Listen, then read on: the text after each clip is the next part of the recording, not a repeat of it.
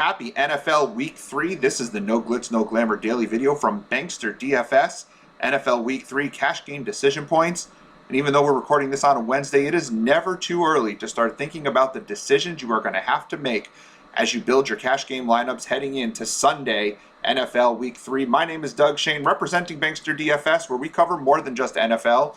We cover all the major sports, college sports, niche sports, and we have bonus channels in our Slack chat like sports betting, Bankster University, which is our training wing, sports cards, and a partnership with Prize Picks DFS, where you can get a 100% deposit bonus up to $100 with your first deposit. There is a link in the description box, so you can sign up for that there. With the Bankster DFS subscription, you do get daily player pools for all major college and niche sports, the Slack chat as we spoke about, and award-winning articles and analysis from FSWA award winners like myself, Doug Shane, and Jeff Kaminsky, and a host of future FSWA award winners on Team Bankster. All this costs you less than 1 cup of coffee at Starbucks, $3.99 per week. Get you access to everything that we do. You can lower that effective cost with monthly and yearly subscriptions. And please understand, your price will never increase as long as you continue to stay a member of our service. Even if the price goes up for new members, it will stay the same for you as long as you don't cancel with us. BanksterDFS.com. Everything, all sports, all content, no hidden fees. $3.99 per week. If you have any questions, please hit me up on Twitter at Bankster17, and you can subscribe at BanksterDFS.com/subscribe for more NFL content. Not only do we have our daily videos and our 4 weekly articles, Michael Gudadera and myself also go live every Sunday morning on Twitter and our YouTube page, 10:30 in the morning, taking you till noon, going over your cash lineups, GPP plays, and the inactives that will help shift your lineups and move your lineups, and where we can take advantage of all the leverage points that exist in our NFL weekly lineups every Sunday morning, 10:30 a.m., myself and Michael Gudadero. And while you're here, please like, share, subscribe, click the notification icon so you are aware when we make new videos and when we have those live streams. We do try to do at least one video every single day. Let's try to get 20 likes on this video today. And again, this video, we are focusing on our decision points, where we're going to have to make some decisions while building our cash game lineup this week. There were some spots that I didn't feel too many decisions were really necessary this week. I felt pretty confident heading into the week where I was going to go with a number of plays, even before the prices came out on DraftKings. Sunday night, I usually like to talk to my buddies and some of Team Bankster and try to figure out before the prices are out where I think I might want to go with the cash game lineup. And with Jalen Hurts not on the slate, and I focus on him simply because I've used Jalen Hurts for the last 6 weeks, going back to last year in cash games because of his high rushing floor. He's been really consistent, and he's gotten us to the cash every single week that we've used him. Not on the slate this week, though. Believe he's on Monday Night Football. I think it's Monday Night Football against the Cowboys. I think that's where he's at this week. I don't worry about it if it's not on the main slate till the game comes around. So I immediately identified Daniel Jones as a player who is going to give us similar types of peripherals that we get out of Jalen Hurts. Daniel Jones does get a nice rushing floor because we do want a rushing floor out of our quarterback, and he's rushed for 6 and 9 carries in the first 2 games this year. He scored a rushing TD in both games, which we can't really count on, but it's good to know that that's there. They're not afraid to use him towards the goal line. He's got enough volume in the passing game, 32 attempts at least in each of the first 2 games, and is only priced at $5,800 in a really juicy matchup against the Falcons. And the Falcons should be okay enough on offense to keep pace with the Giants, who themselves don't have a great defense. At $5,800, I thought Daniel Jones was exactly the type of guy we're looking for at quarterback. Running back, I didn't love running back so much this week, particularly the value. I don't think there's a ton of value, and when I come across a week where there's not a ton of value, I like to just lock in the volume-heavy top guys. We'll jam them in, and we'll figure it out elsewhere. At tight end, we'll save some money. Defense and wide receiver, we're going to try to save some money. This week for me, that's Derrick Henry, Dalvin Cook. In the article, we go a little bit deeper into why I chose those guys, but when you know the names, Derrick Henry and Dalvin Cook, they're never a bad play. Always going to get you that volume. I think they make a lot of sense in cash games this week. I like Tyler Boyd simply because he's going to get a number of targets. T. Higgins is a little bit banged up, and the Pittsburgh Steelers have been really bad against the slot so far this year, giving up a lot of targets to both Hunter Renfrow and Darren Waller last week. And then in week 1, they gave up 13 targets to Cole Beasley. And I think Tyler Boyd's just a better player than Renfrow or Beasley. Obviously, probably not as good as Darren Waller, but at $4,700, the volume is going to be there. And I like the Bengals defense. I locked them in really quickly. Super cheap. 3 sacks in each of the first 2 games of the season. Pittsburgh's either coming in with a gimped up noodle arm Ben Roethlisberger, or they're going to have to run one of their backups, whether it's Dwayne Haskins or Mason Rudolph in there. Doesn't look like we're going to see Deontay Johnson in this game. The offensive line has struggled a little bit. Pittsburgh defense is banged up. I really think there's an opportunity for the Bengals to rush the passer quite a bit, and they're going to be going against not the best passing offense we've ever seen out of Pittsburgh. A lot of volume in the passing game could lead to sacks, which lead to and pressure, which leads to turnovers and potential touchdowns. And $2,100, you can't really ask for too much more than that out of your defense. So this is kind of where I'm at, and there's no decision really to be made at this point. I'm fairly locked in with these guys, except we'll see where I make one particular modification as we make the decision. So where my first big decision point comes in is with this flex spot. I tend to try to run running backs in my flex spot. I just think they have the highest floor, the most opportunities. Not only are they getting the carries, but pass catching running backs are getting the targets. And quickly I identified Austin Ekeler as a player that I want to put in my lineup, potentially, at least in my player pool. Came back strong in week 2 after no targets week 1, which is very uncharacteristic for Austin Ekeler. Came back strong in week 2 with 9 targets, only 9 rushes, but still had over 22 fantasy points. Is going to be in what should be a shootout against the Chiefs. Had 18 and 19 points in 2 games against the Chiefs last year. The outside receivers are doing a really good job for Los Angeles right now, with Mike Williams seeing a ton of volume and Keenan Allen, of course, doing what Keenan Allen does, which means that the defense is going to have to focus on those receivers, which should lead some opportunities underneath for Austin Ekeler. I just think he provides us a really nice floor with our cash game lineup, so I threw him into my lineup initially. The other player I was considering for cash was Saquon Barkley. Barkley is just really well priced this week. You're not going to see Saquon again at $6,500 this year. He had 89% of the snaps in week 2 against Washington. He still only had 16 opportunities to touch the football, 3 targets and 13 attempts. But 89% of the snap share is way better than the 55% of the snap share he saw in week 1, where Devontae Booker had a lot more snaps. If Saquon Barkley is going to be working up to a full workload in terms of snap share, the volume in the passing and rushing game will come. And again, there's a lot better matchup this week against Atlanta. And I like the idea of getting Saquon Barkley for so cheap. He could completely blow up a slate. I don't think we're going to see him this cheap again. The problem is I'm running Daniel Jones as my quarterback, and I don't love stacking in cash.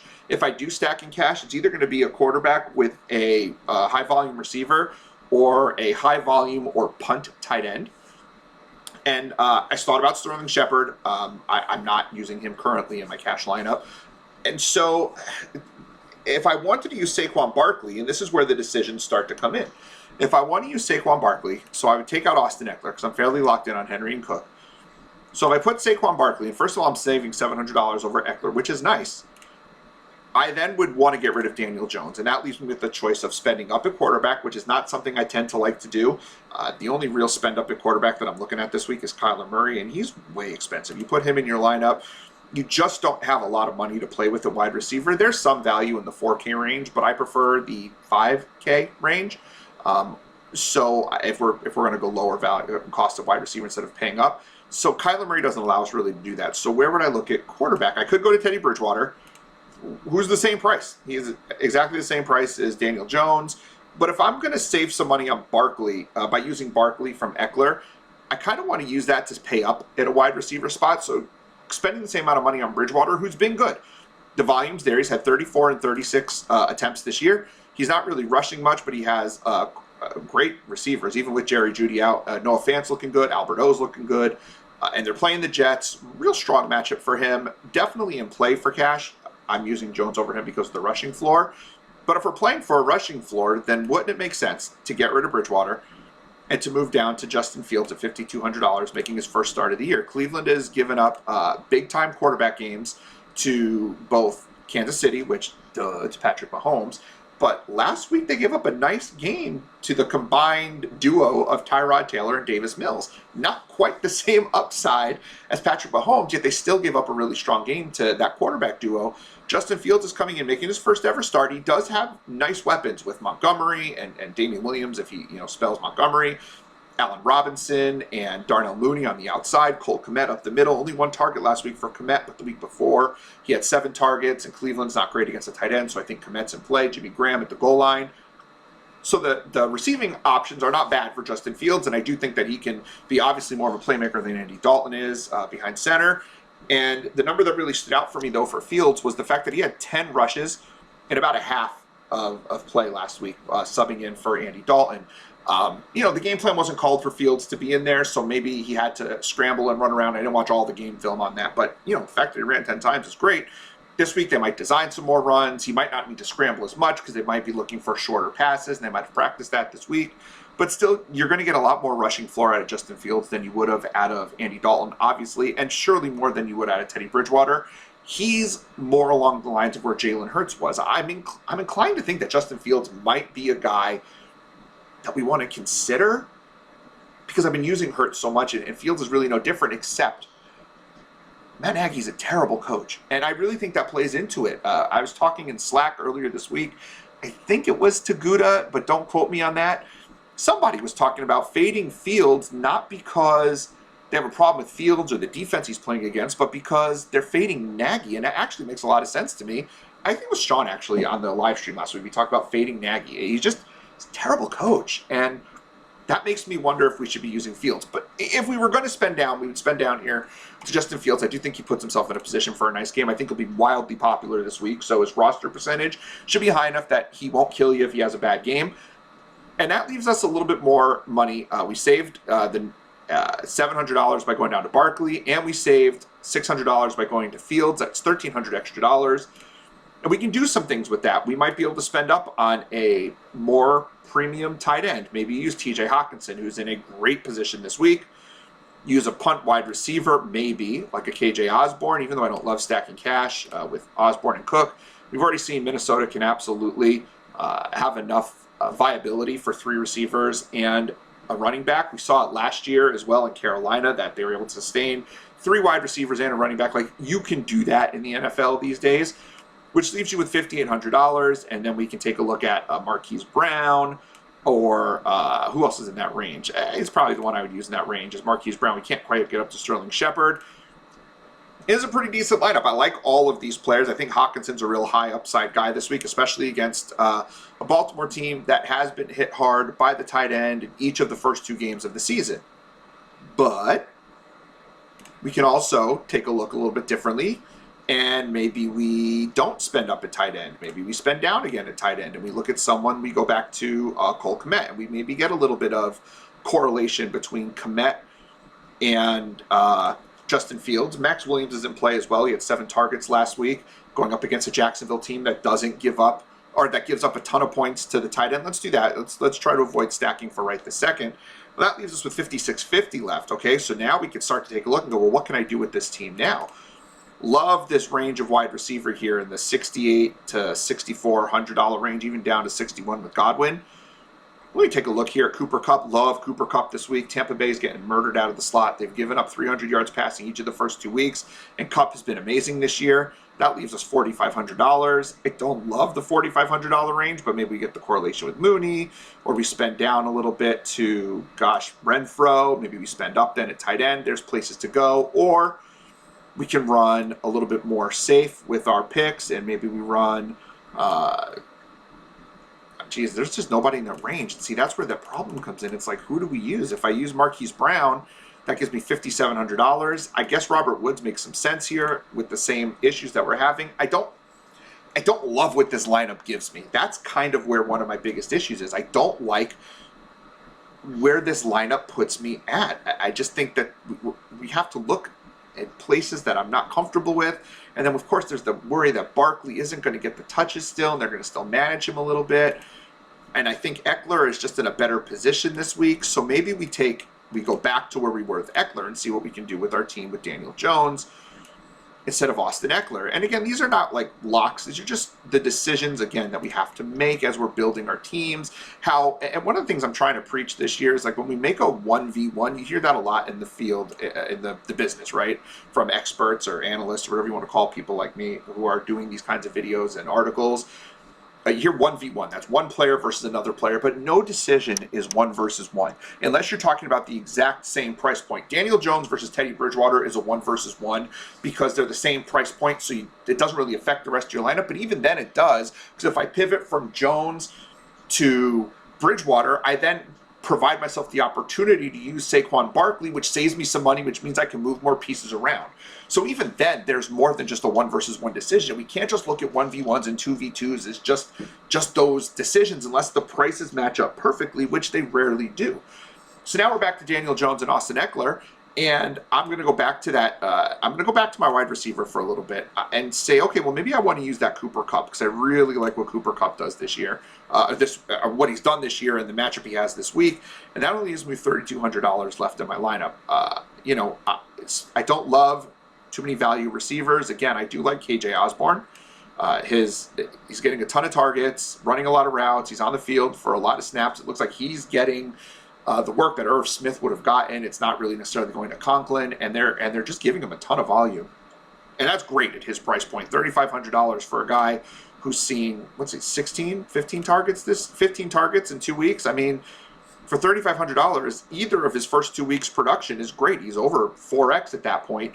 That's fantastic, going all the way up to 5-6x potentially in a game that they're going to have to throw against Seattle. So I don't mind using him with Cook if I have to, which leaves me $2,900 left at tight end.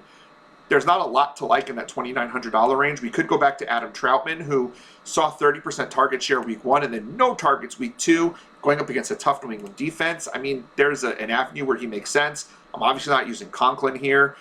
I don't love Hayden Hurst.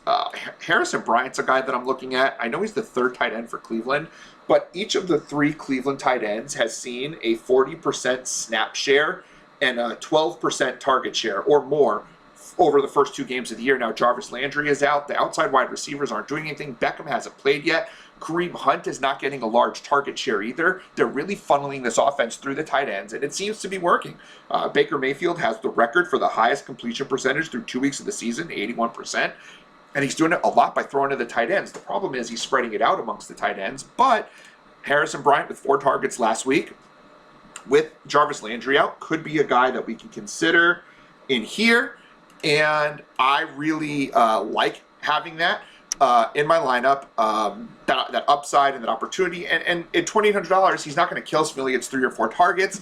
And I like what this lineup has because I get that Kupp and Boyd, who should be high-volume guys, and I really get locked in on the 3 running backs I want and the quarterback I'm looking for. The other way we can play this, if I'm not happy with Harrison Bryant, if I want to spend down a little bit, I do think there's an avenue for Chris Godwin to be worth a play this week, and Sterling Shepard, and Juju Smith-Schuster, and Keenan Allen, and Marquise Brown. But if I want to play a little more balanced of a lineup, we can take a look at Rondale Moore, who, although he's 4th in snap percentage for the Cardinals, actually leads the Cardinals in target share, which is ridiculous. So when he's on the field, he's going to get targets, and when he's on and they're going to try to get him on the field more. He saw his snap count increase from week 1 to week 2, while Christian Kirk saw his go down. And then I also like at $4,900, Marvin Jones. He's seeing a ton of volume this year. Jacksonville's going to play from behind a lot. 20 targets over 2 weeks. They're obviously looking for him. Has more than 3x his price each of the first 2 weeks, and not based on this week's price. He's a high upside, deep threat kind of a play, but he's definitely becoming more of a possession guy as well. They're showing him the targets, which leaves us $3,300 where we can either run Max Williams, which I'm not going to do. I'm not running out 2 Arizona low-end receivers, quote-unquote low-end. This is where I'd run Cole Kmet out there in a great matchup against Cleveland. And we've got ourselves a more balanced lineup. And so just by making 1 or 2 changes, as you can see, it really affects a lot of our lineup. A lot of that comes from pulling our player pool and knowing who you have in your pool. And Bankster DFS members get our player pool in the Moving the Chains article, which is posted now for Bankster DFS members. You get your player pool, and we're just pulling guys from the pool, and we're just trying to see which players configure properly to give you the upside that you're looking for, all within the same pool. I rarely go outside the pool, and if I do go outside the pool, I start to think, well, should that guy have been in the pool in the first place? Hopefully this has been helpful for you to see some of the decisions you have to make this week. Please make sure you stay tuned, as I'm going to be updating, especially for Bankster DFS members, $3.99 a week. We are going to be updating our player pools throughout the week. We'll be updating our cash lineups, talking about in Slack all the different decisions we have to make. You can throw your lineups at us. We'll talk about that. We will have more videos every day the rest of this week. And of course, on Sunday at 10:30, I don't even know what time it is anymore, 10:30 in the morning, streaming live on Twitter and YouTube, myself and Michael Gudadero with NFL Live Before Lock. And you get access to all of our content. NBA, 10 days away, folks. NHL, 17 days away. We've got coverage for all of it. We're still covering soccer and PGA and NASCAR and MMA, and college football has been off the chains. We're crushing it all across the board for under a cup of coffee a week. $3.99 a week at banksterdfs.com/subscribe. If you have any questions, again, hit me up on Twitter at Bankster17. My name has been and will continue to be Doug Shane. Please make sure that you drop a like, share, subscribe, click the notification icon, send us some comments. BanksterDFS.com. Have a wonderful day.